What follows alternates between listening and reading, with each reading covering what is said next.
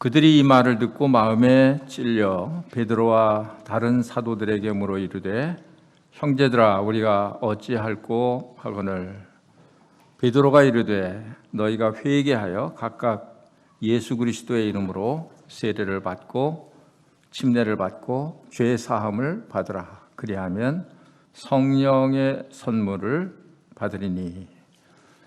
두 절만 읽었습니다.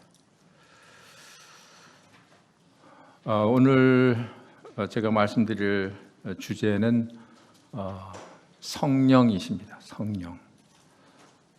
하나님의 영이라고도 하고 그리스도의 영이라고도 하고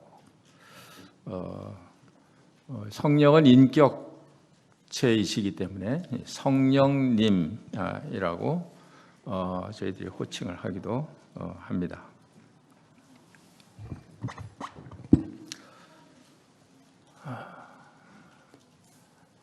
우리는 하나님이 아닙니다. 너무 당연한 말을 하는 거죠. 우리는 인간입니다. 우리는 죄인입니다. 죄를 안 진 사람은 한 사람도 없습니다. 그럼에도 불구하고 어떻게 하나님의 영이, 다른 말로 하면 하나님께서 우리 속에 거하실 수 있는지, 또 우리 가운데, 교회 가운데 계실 수 있는지, 이건 너무도 고마운 일입니다. 너무 놀라운 일입니다. 우리 가운데 계신 하나님, 우리 가운데 계신 성령님,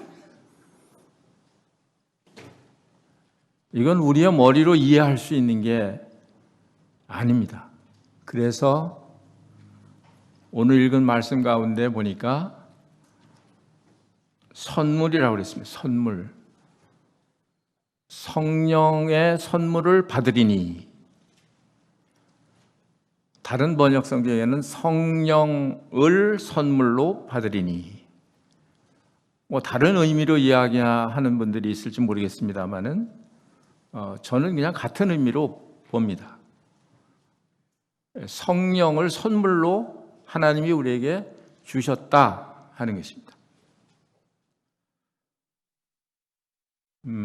하나님께서 우리 주님을 이 세상에 내려보내신 그것도 이해할 수 없는 그런 사실이에요. 하나님의 사랑입니다. 하나님이신 그리스도께서 우리 육체의 몸을 입고 오실 수 있는 건지, 아기 예수로 그 하나님께서 인간들처럼 그렇게 탄생하실 수 있는 건지, 그분이 오시되 환영받지 못하시고 그 더러운 말구유에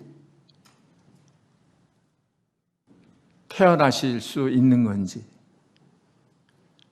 아무리 우리 사정이 어려워도, 지금은 대개가 병원에서 출산을 합니다마는, 그러나 아주 오래전 옛날에도 인간으로 태어나서 말구유에 태어난 사람은 아무리 불행한 사람이라도 아마 없을 겁니다. 그런데 그분은 우주를 창조하신 창조주 하나님이세요. 그런데 그분이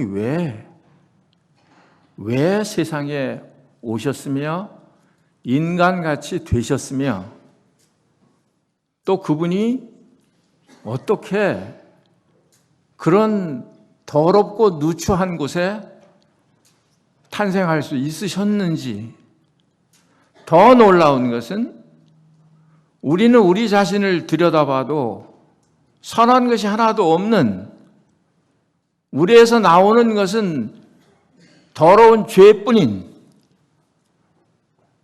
그런 인간인데 어떻게 그 속에 그 거룩하신 하나님께서, 그 성령께서 머물러 계실 수 있는 건지,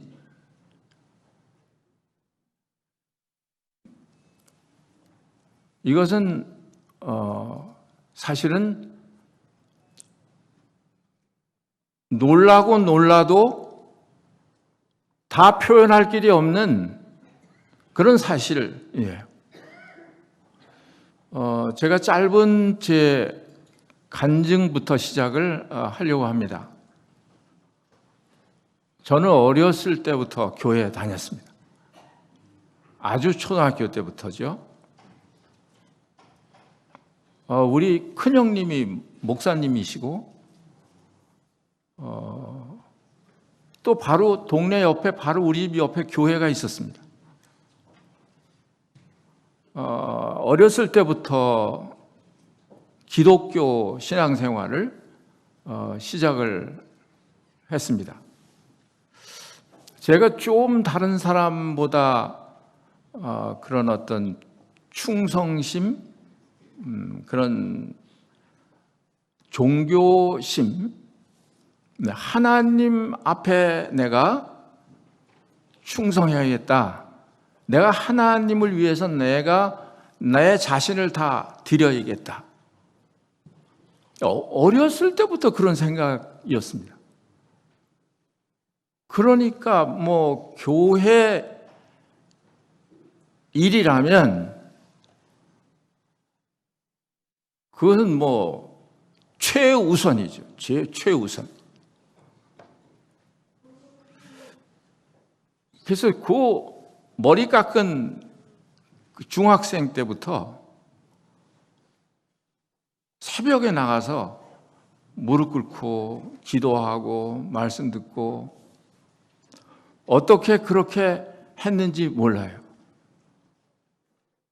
가서 기도하는 내용이 하나님 말씀대로 살게 해 주십시오, 그런 기도였습니다. 왜 그러냐 하면 목사님들이 그렇게 하나님 말씀대로 살아야 한다고 계속 말해 주었기 때문에.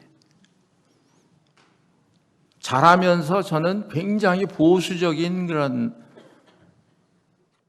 교단에 속해 있었습니다. 그분들의 그 하나님 말씀을 연구하고 하나님 말씀대로 살려고 하는 그런 충성심은 대단했습니다. 그런 걸 제가 고스란히 마음에 받아들이게 되었습니다. 점점 나이가 먹어가면서 다양한 이야기를 듣게 됐습니다. 죄 용서를 받아야 된다. 거듭나야 된다. 이건 뭔가 그냥 말씀대로 살아라 그러면 그냥 말씀대로 살려고 노력하면 되는 건데, 그런데 그런 그 질문에 대해서 제 마음속에 계속 그런 의문이 있었어요. 성경에 그런 말씀도 있고 거듭나야 된다는 말씀도 있고 죄사함 받아야 된다는 말씀도 있고 한데, 그런데 그게 이해가 안 갔습니다. 그때 당시에는 지금처럼 이렇게 복음이 잘 알려지고 전파되고 이런 때가 아니었어요. 복음이라는 자체를 설명해 주는 사람이 없었습니다. 그러니까 무조건 하나님 말씀대로 살고 충성하면 된다. 그게 이제 제 전부였어요. 그러면서 제 마음에 죄를 또 짓는단 말이죠. 죄를 안 져야 될 텐데 죄를 안 지려고 노력을 하는 거예요. 그래서 막 기도도 더 많이 하고 또 참고 또 힘쓰고 때로는 울기도 하고, 왜냐하면 어떤 분들이 그렇게 간증을 했기 때문에 그렇습니다. 나는 어렸을 때부터 지은 죄를 다 이렇게 하나도 빠짐이 없이 다 고백을 했는데 하나님이 내 죄를 다 용서해 주셨다. 그래서 저도 그렇게 하려고 알고 지은 죄, 모르고 지은 죄, 기도할 때 그런 얘기를 하도 많이 들어서 알고 지은 죄는 아니까, 생각이 나니까 잘못했습니다 이렇게 하는데, 모르는 죄는 그럼 모르는 죄는 죄가 아닌가? 그것도 죄인데 그럼 모르는 죄는, 그리고 아무리 생각을 해도 내가 수십 년 동안 살아오면서 지은 모든 죄를 다 생각할 수가 없는 거예요. 그걸 다 할 수가 없는 겁니다. 그러니까 제 마음속에 계속 의문이 있으면서도 계속 저는 그런 노력하는, 그런 아주 힘쓰고 애쓰는, 그러면서 또 그 찬송은 왜 그렇게 교회에서 많이 부르는지, 울어도 못하네, 눈물 많이 흘려도 겁을 없게 못하고, 죄를 씻지 못하니 울어도 못하네. 나중에 알고 보니까 이 찬송가가 굉장히 좋은 찬송가예요. 아주 복음적인 찬송가예요. 그런데 그 내용은 제가 잘 알 수가 없어요. 내용은 몰라요. 그런데 교회에서 모일 때마다, 무슨 부흥회 할 때마다 그 찬송을 부르는 거예요. 힘써도 못하네 할 수 없는 죄인이 흉악 중에 있어서 어찌하니 죽을까 힘써도 못하네. 최근에 이런 찬송 제가 많이 안 부르던데 어렸을 때 하도 많이 불러가지고 외웠어요 지금까지. 또 참아도 못하네. 맨 마지막에 4절은 믿으면 하겠네. 믿으면 하겠네. 하신 일을 힘입고 죽게 나가기만 하면 영원 삶을 얻네. 그렇게 찬송을 부르는데도 그 속으로 내가 못 들어가는 거예요.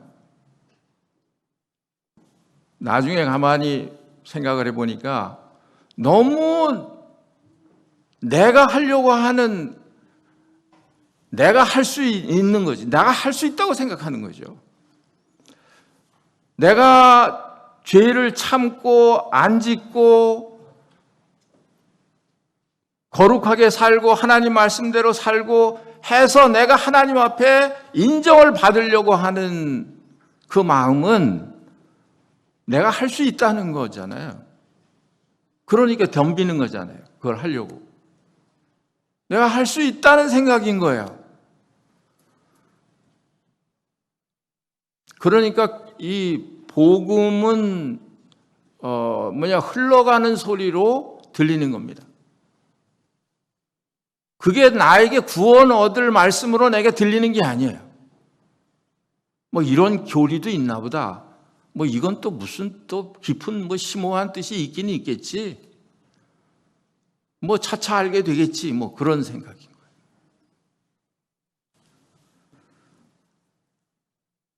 거예요.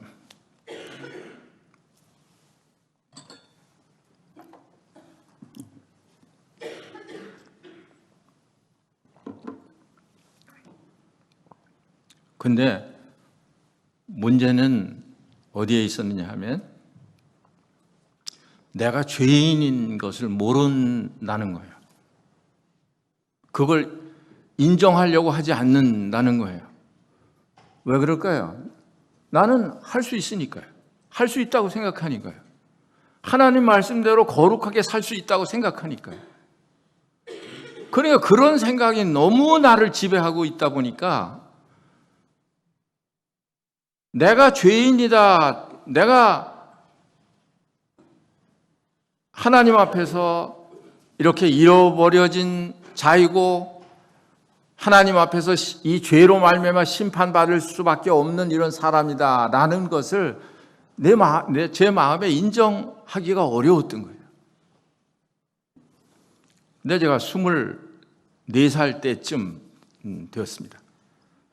군대에 있었는데 이제 어떤 그 교회에 형제라고 하는 사람이 제가 그 근무하는 그런 이제 그때는 군종과였습니다. 제가 이제 하나님의 종이 되려고 하니까 뭐 신학을 하다가 와서 이제 군종과에서 근무를 했는데 그분도 그런 그 이유에서 군종과로 왔습니다. 근데 그분이 저한테 뭐 거듭나는 거, 뭐 죄 사함 받았냐 이런 얘기를 하기 시작을 했습니다.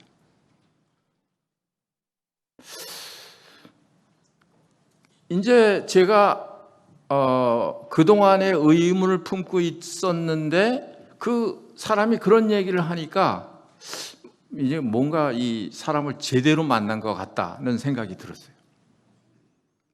그래서 내가 알고 있는 지식으로 내가 싸워서 저 사람을 이기든지 아니면 뭐 내가 뭘 어떻게 잘못 알고 있어서 설득을 당하든지 둘 중에 하나일 것 같다.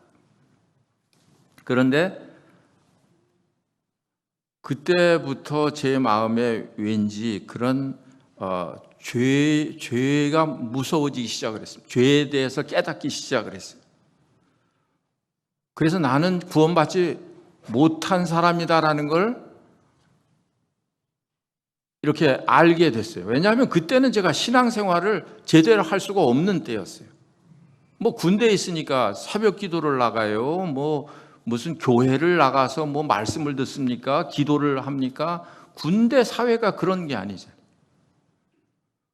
그러니까 그렇지 않아도 제가 제 신앙에 대해서 이게 뭔가 이런 생각을 하고 있었는데 이제 그분을 만나서 그런 게 점점 제 마음에 더 의문이 더 커지기 시작을 했습니다. 그래서 야, 내가 지금까지 신앙생활을 20년 넘도록 이렇게 신앙생활을 해왔는데 그런데 내가 정말 지금 죽으면 하나님이 나를 구원하실까? 그냥 하나님께 내가 갈 수 있을까? 그런 데 대해서 자신이 없었습니다. 그래서 저는 이제 그 일주일에 2번을 설교를 해요. 뭐 그 부대에 목사님이 한 분밖에 안 계시니까 대대 또 교회가 있고 하니까 그 교회는 이제 저한테 맡겨서 일주일에 2번씩 설교를 하고 이렇게 이제 군인들이 오면 그렇게 하고 있었는데 그런 의문을 가지고 이제 설교를 준비를 하는데 천국 가는 방법 제목을 그렇게 정한 거예요. 왜냐하면 저도 잘 모르겠으니까. 저도 확신이 없으니까. 그런데 나에게 설교를 들으려고 오는 사람들은 더 그렇지 않겠냐는 생각이 들어서 제목을 그렇게 해놓고 여기저기에서 성경 구절을 담아서 설교를 시작을 했습니다. 오늘 천국 가는 방법에 대해서 말씀을 드리겠습니다. 그러면서 다 알고 있는 이야기인데 로마서 10장 9절을 제가 인용을 했습니다. 내가 만일 내 입으로 예수를 주로 시인하고 또 하나님께서 그를 죽은 자 가운데서 살리신 것을 내 마음에 믿으면 구원을 얻으리니 사람이 마음으로 믿어 의에 이르고 입으로 시인하여 구원에 이르느니라. 모르고 있던 말이 아니에요. 그런데 이 말씀을 내가 인용을 해서 이야기를 하면서 그럼 내가 믿고 있는 건데, 지금 믿고 있는 건데, 이 사실을 내가 지금 믿고 있지 않느냐. 예수님의 죽었다가 부활하신 걸 내가 부인하는 게 아니잖아요. 믿고 있는 게 아니냐. 그래서 예수님께서 하신 그 일에 대해서 이게 이렇게 이 말씀하고 이렇게 연결이 되면서 사람이 마음으로 믿어 의에 이르고 입으로 시인하여 구원에 이른다. 이 말씀이 제 마음에 다른 때와 다르게 깨닫게 되었습니다. 그래서 막 열심히 그 말씀을 설명을 하고 돌려보내고 난 다음에 저 혼자 예배당 안에 앉아 있는데 제 마음에 다른 그런 평소와는 다른 그런 생각이 들어오기 시작을 했습니다. 그러면서 지금까지 제가 외우고 있었던 그런 성경 구절들이 막 생각이 나기 시작을 했어요. 요한복음 1장 12절에 영접하는 자 곧 그 이름을 믿는 자들에게는 하나님의 자녀가 되는 권세를 주셨으니 내가 지금 그렇게 된 게 아니냐. 오직 우리의 시민권은 하늘에 있는지라. 빌립보서 3장 20절 말씀도 생각이 나고 찬송가도 생각이 났어요. 내 영혼이 은총이 입어 중한 죄짐 벗고 보니 내가 막 힘쓰고 애쓰고 막 죄를 하나하나 고백을 해서 하나님이 용서해 주시는 게 아니라 예수 그리스도께서 하신 일을 힘입고 그분이 우리를 위해서 십자가에 죽으셔서 우리 죄를 위해서 죽으신 그런 사실에 대해서 내가 받아들이게 된 거죠. 그때부터 제 마음에 그런 변화가 일어나기 시작을 했습니다. 전도라는 걸 몰랐어요. 뭐 성경을 펴놓고 설교를 1시간 하라고 그러면 할 수 있는데 어떤 사람을 놓고 안 믿는 사람을 놓고 전도를 하라 그러면 뭘 전도를 어떻게 해야 되는 건지 알 수가 없고 할 수도 없고 이제 그때부터 전도하기 시작을 했습니다. 안 믿는 사람을 만나면 구원받는 건 이렇게 받는 거고 이래서 우리가 믿어야 되고 어떻게 죄사함 받는 것이고 사람이 어떻게 구원받는 것인지에 대해서 설명을 해주는 거예요. 그때 그 형제 또 저 한 30여 명의 형제들이 생기게 됐습니다.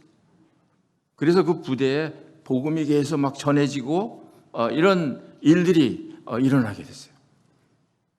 또 계속 모여서 기도하게 되고 형제 사랑을 나누게 되고 같이 음식을 만들어서 먹고 교제하고 이런 게 그렇게 즐거웠습니다. 이제 제가 지금 말씀드리려고 하는 이 간증 중에서 오늘 이제 말씀드리려고 하는 게 뭐냐면 오늘 읽어드린 이 말씀이에요. 38절에 베드로가 이르되 너희가 회개하여 각각 예수 그리스도의 이름으로 세례를 받고 죄사함을 받으라. 그리하면 성령의 선물을 받으리라. 성령을 선물로 받으리니. 그러니까 죄사함 받는 그 때에 성령을 선물로 받는다. 그러니까 성령께서 내 속에 거주하신다, 내주하신다.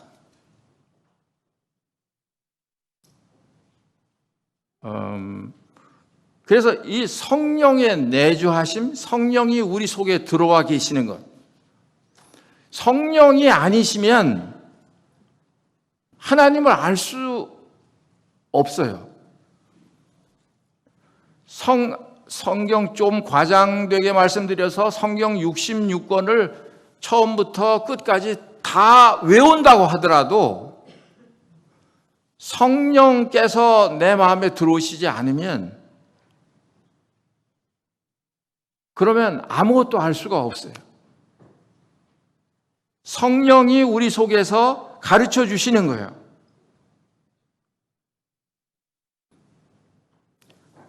요한 1서에 보시면 놀라운 말씀이 기록이 되어 있습니다. 요한 1서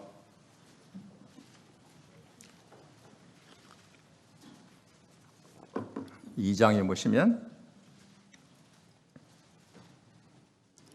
20절에 너희는 거룩하신 자에게서 기름 부음을 받고 모든 것을 아느니라. 기름 부음을 받는 것은 성령을 받은 거고 기름 부음을 받고 모든 것을 안다. 그 기름 부음을 받지 않은 사람은 알 수가 없는 것이고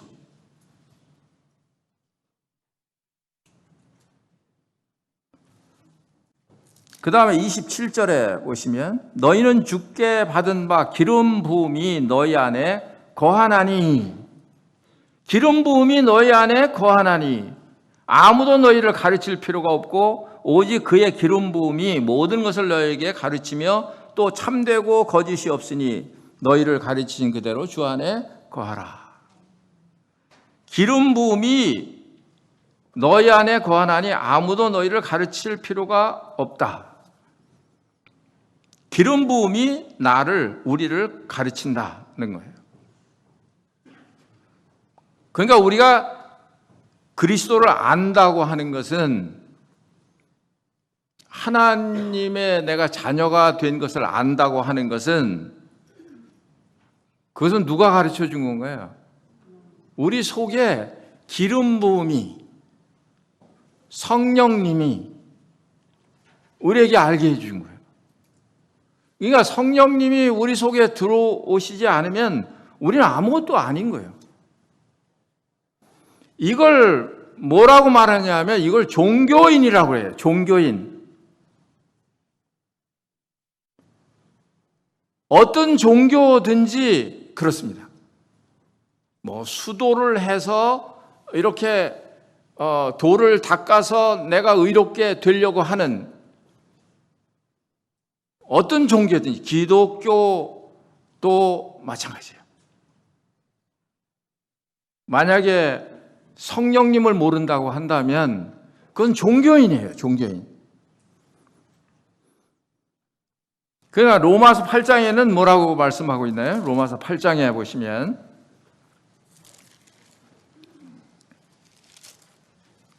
9절 말씀에 보면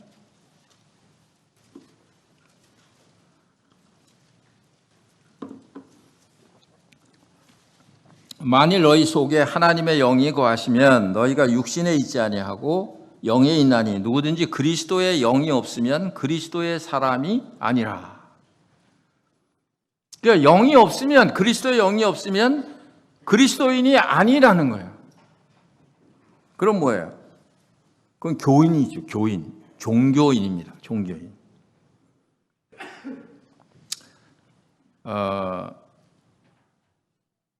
우리 믿는 사람들 마음속에 이렇게 하나님께서 성령을 선물로 주셨어요. 선물입니다. 구원도 선물이지만 성령도 선물이에요. 우리가 애쓰고 받아가지는 게 아니에요. 돈 주고 산 것도 아니에요.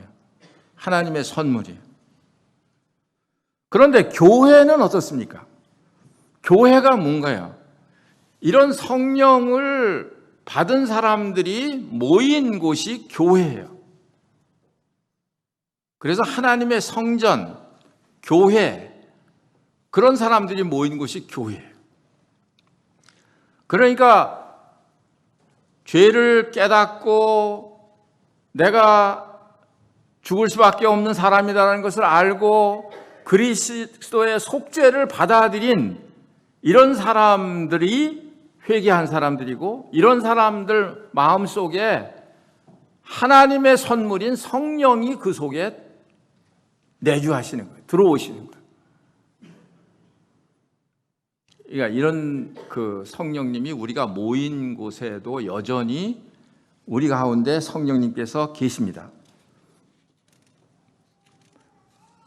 그래서 우리는 때때로 성령님이 우리 눈에 보이지 않고 형제 자매님들만 보이기 때문에 이 성령님에 대한 인식을 잘 못하는 때도 있습니다. 잘 못할 수도 있습니다. 그래서 성령의 전인 것을 너희가 알지 못하느냐라고 반문을 하시잖아요. 왜? 잊어버리고 있으니까, 알지 못하고 있으니까. 그러니까 교회도 마찬가지예요.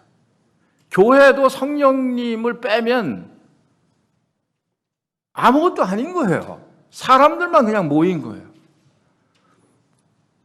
그러니까 여러분과 제가 모인 이 교회가 귀한 것은 뭐냐 하면 여러분 속에 성령님이 계시고 제 속에 성령님이 계시고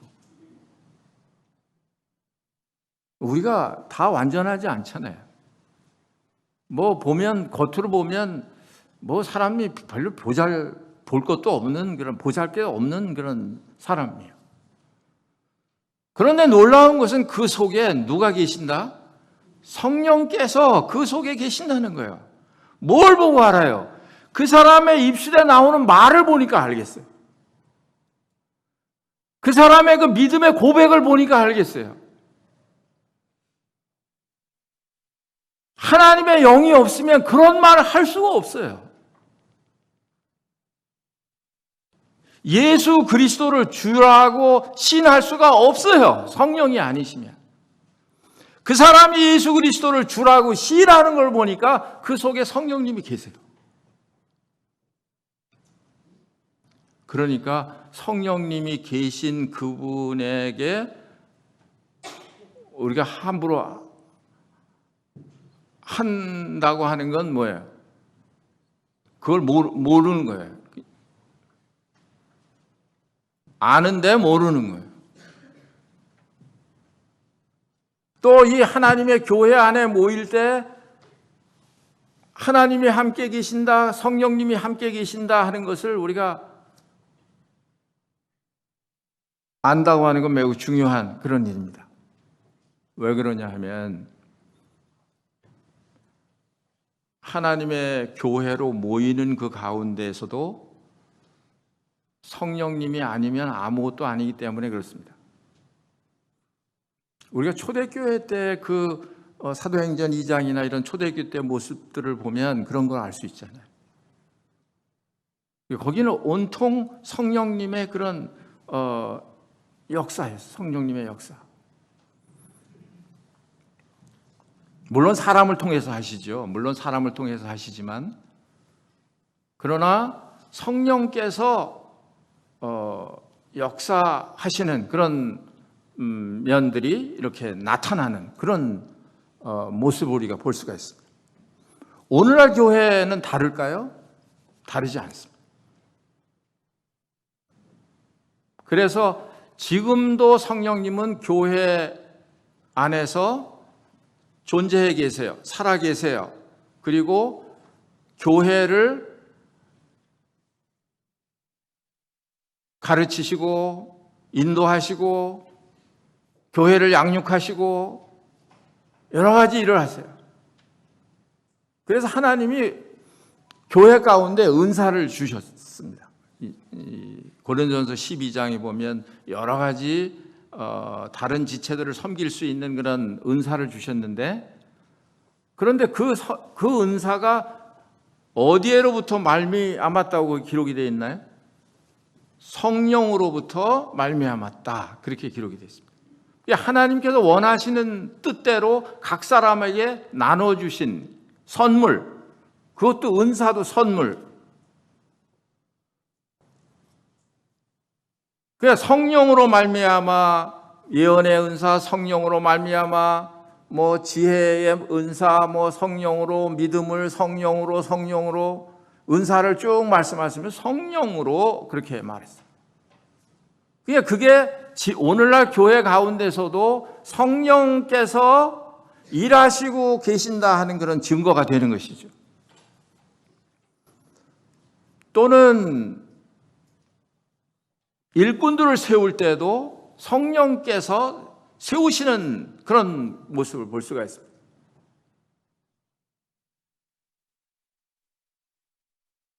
장로들을, 감독들을 세울 때도 성령이 너희로 감독자를 삼았다. 성령이 감독자를 삼는 거예요. 자기 피로 사신 교회를 치게 하셨다. 또 사도행전 13장에 보면 선교사를 내보낼 때도 주를 섬겨 금식할 때 성령이 이르시되 내가 불러 시키는 일을 위해서 바나바와 사울을 따로 세우라. 누가 하신 건가요? 사람이 하는 건가요? 성령께서 하셨다고 기록을 하고 있잖아요. 성령이 하시는 거예요. 또 7 집사를 선택을 할 때도 성령과 지혜가 충만한 사람 7을 선택을 하라. 그것도 성령께서 하시는 일이에요. 훈련만 가지고 되는 게 아닙니다. 교육만 시켜서 되는 게 아니에요.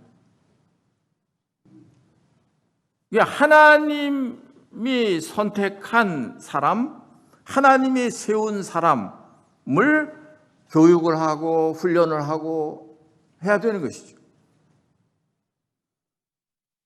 그러니까 어떤 성령께서 어떤 일을 하시느냐 하는 것을 우리가 관심이 없고 그냥 일꾼을 세우는 데만 관심이 있으면 이런 오류를 범하게 되는 것이에요. 그러니까 직업적으로 일꾼이 되는 사람도 있고 또 명예를 위해서 주위를 살펴보니까 사람들이 전부 목사님 이렇게 떠받들고 하니까 여러 가지 다른 이유에서 그래서 이런 교회에 이런 직분을 세울 때도 성령께서 세우시지 않으면 어떤 일이 발생을 할까요? 돈 있는 사람, 헌금을 많이 해야 되니까. 또 그래도 사회적인 지위가 있는 사람, 그래도 학벌이 있는 사람, 또 자기 말을 잘 듣게 생긴 사람, 이런 사람들을 일꾼으로 세워요.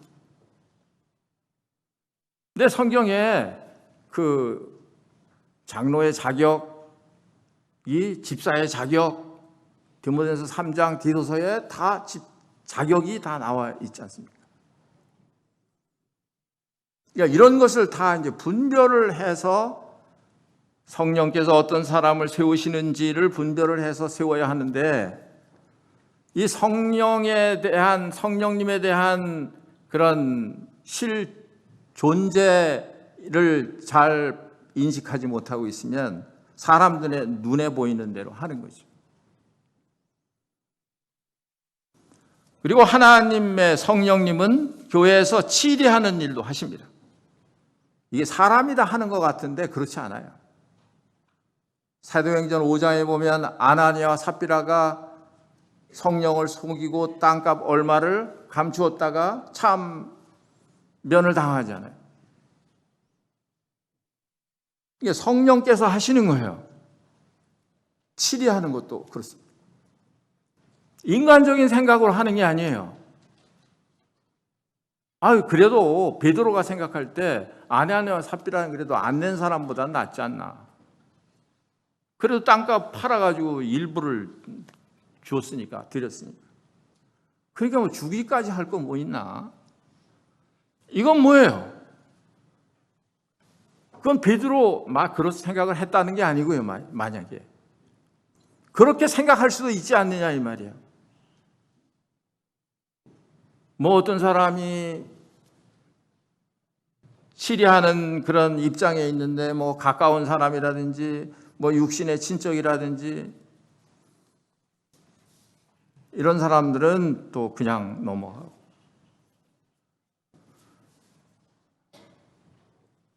그 다음에 교회 안에 성령님은 예배하도록 그렇게 하십니다.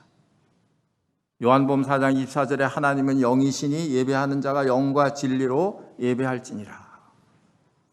그러니까 성령님의 그런 역사, 성령님의 도우심, 성령님의 인도하심, 예배 드릴 때 그게 반드시 필요합니다.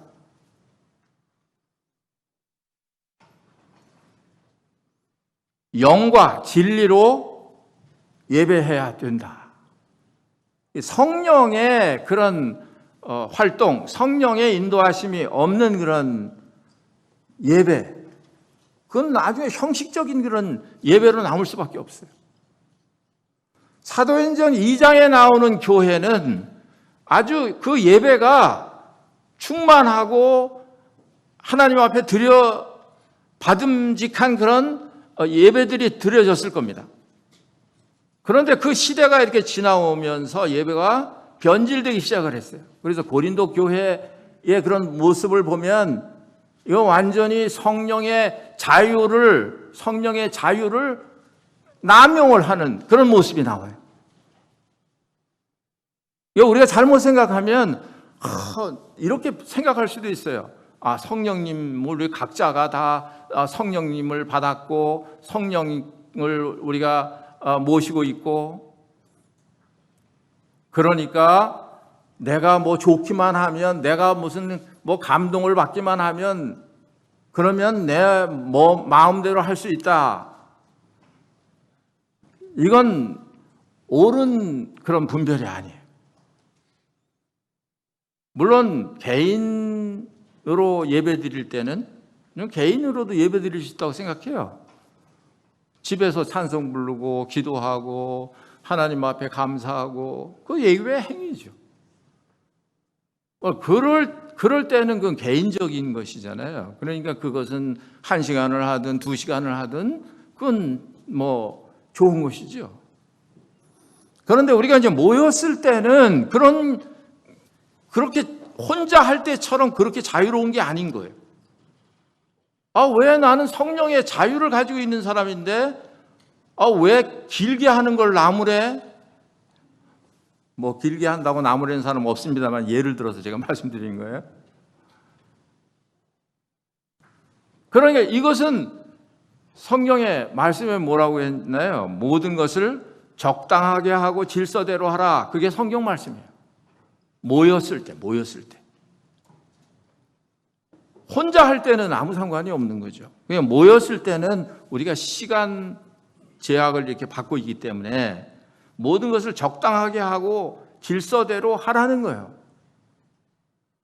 그래서 교회마다 예배 드리는 그런 모습이 좀 다를 수 있습니다.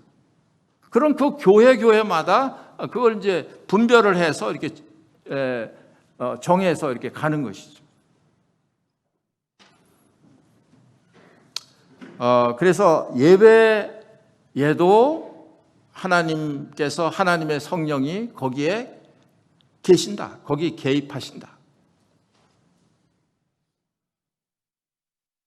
그래서 그냥 나만 감동이 되고 이러면 되는 게 아니고 모든 일에 있어서 적당하고 질서대로 하는 게 중요하다. 그러니까 물어보세요. 잘 모르시겠으면 주위 분들한테 물어보시면 됩니다. 그게 어땠냐 이런 걸 이제 물어보시면 돼요. 그러면 그분들이 느끼는, 여러분들이 느끼는 걸 이야기하는 게 맞는 거예요. 그걸 들으셔야 돼요.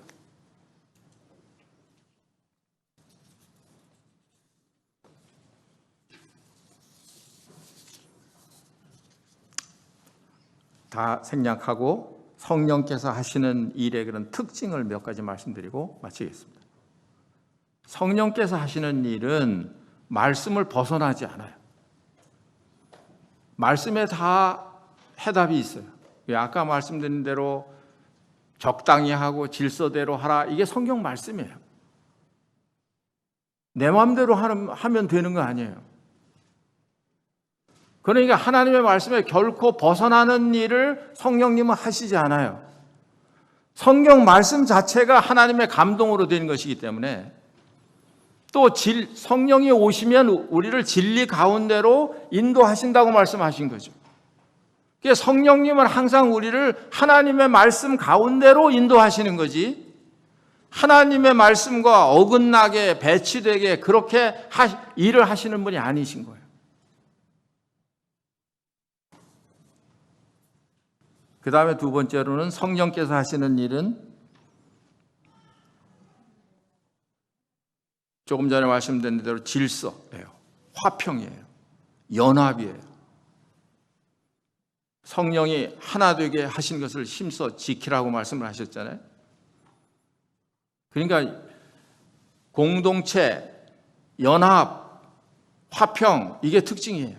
이게 성령께서 하시는 일이에요. 왜냐하면 하나님은 어지러움의 하나님이 아니시기 때문에 그렇습니다. 그 다음에 성령께서 하시는 일의 특징 세 번째로는 열매로 그런 게 나타나요. 성령의 열매로 나타나요. 사랑으로 나타나고, 희락으로 나타나고, 화평, 오래 참음, 자비, 양선, 충성, 온유, 절제, 이런 것들로 나타나요. 그래서 이런 열매들과 상충이 되면, 그러면 그것은 아무리 내가 감동스럽게 뭘 한다고 하더라도 그건 잘못됐다고 보는 거예요. 열매가 그렇지 않기 때문에. 그 다음에 성령께서 하시는 일은 다른 성도들에게 덕을 세우는 일로 덕을 세우는 것으로 나타나게 되는 거예요. 다른 사람에게 덕을 끼치는 그런 일로 나타나게 되는 거예요. 근심되게 나타나는 게 아닙니다. 저는 그런 얘기를 특별히 이제 예배에 대해서 그런 얘기를 많이 들어요. 제가 그걸 듣는 대로 하나 다 문제 삼아서 뭐 하지 않습니다만 그냥 듣고 그런가요? 그리고 이제 그냥 말기도 합니다만 뭐 어떤 형제는 어떻고 예배 드릴 때 어떻고 뭘 어떻고 이런 얘기들을 많이 듣습니다. 근데 그런 얘기를 듣는다고 하는 건 그게 자기는 잘 드렸다고 생각하는데 덕이 안 된 거예요.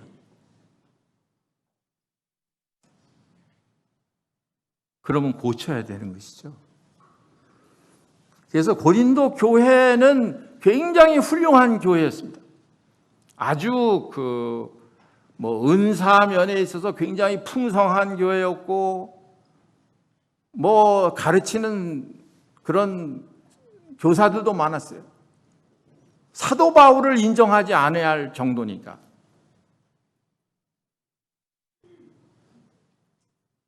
그리고 열심히였습니다. 방언도 하고. 사도 바울이 그런 문제들에서 이야기하지 않습니까?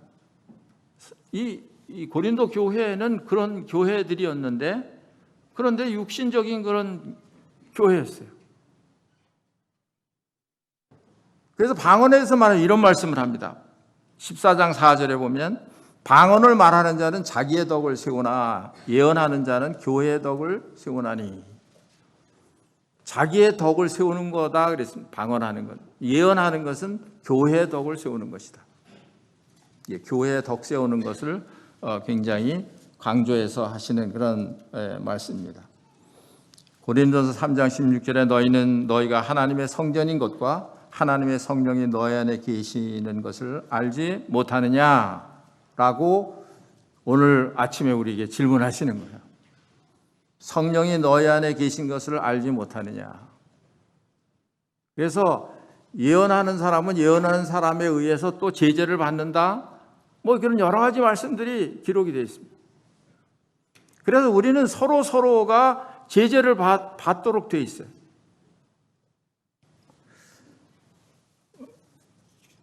어떤 형제님이 지나가는 말로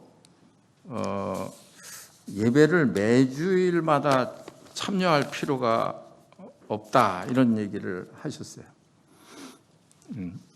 그 얘기 하신 분한테는 지금 죄송합니다만 그래서 왜 저런 말씀을 하시지? 매주마다 참여를 해야 되는 거 아닌가? 그런데 생각을 했어요. 무슨 뜻인가?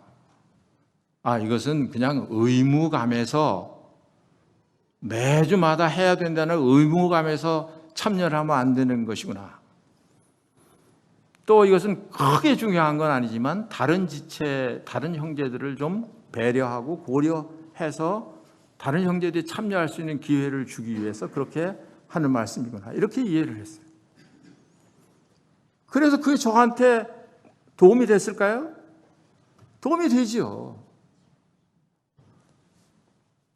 그러니까 우리는 서로에게서부터 제재를 받는 거예요. 서로 배우는 거예요. 그냥 혼자 하는 거 아니에요. 그러니까 우리 속에 있는 또 우리 교회 가운데 계신 우리 성령님에 대해서 우리가 오해해서는 안 될 것 같습니다. 오해해서는 안 돼요. 성령님을 잘 이해를 하고 그 성령님이 우리 모임 가운데서 자유롭게 일하시도록 그 자리를 내어드리고 이렇게 하는 성령님의 그런 통로로서 사용되어지는 그런 우리 교회가 되고 또 여러분과 제가 되기를 바라겠습니다. 기도하겠습니다. 아버지 하나님, 이 비천한 자들에게 찾아오셔서 우리 속에 거하시기를 기뻐하시고 또 우리 가운데 거하시기를 기뻐하시는 것을 감사합니다. 아버지 하나님께서 부족하고 연약하고 이러한 것들이 많이 있지만 그러나 저희들을 계속 함께 하시고 저희들 가운데 역사하시고 놀라운 성령님의 일하시는 것을 저희들이 계속해서 바라보며 따라갈 수 있도록 은혜를 베풀어 주시옵소서. 주 예수 그리스도의 이름으로 기도합니다. 아멘.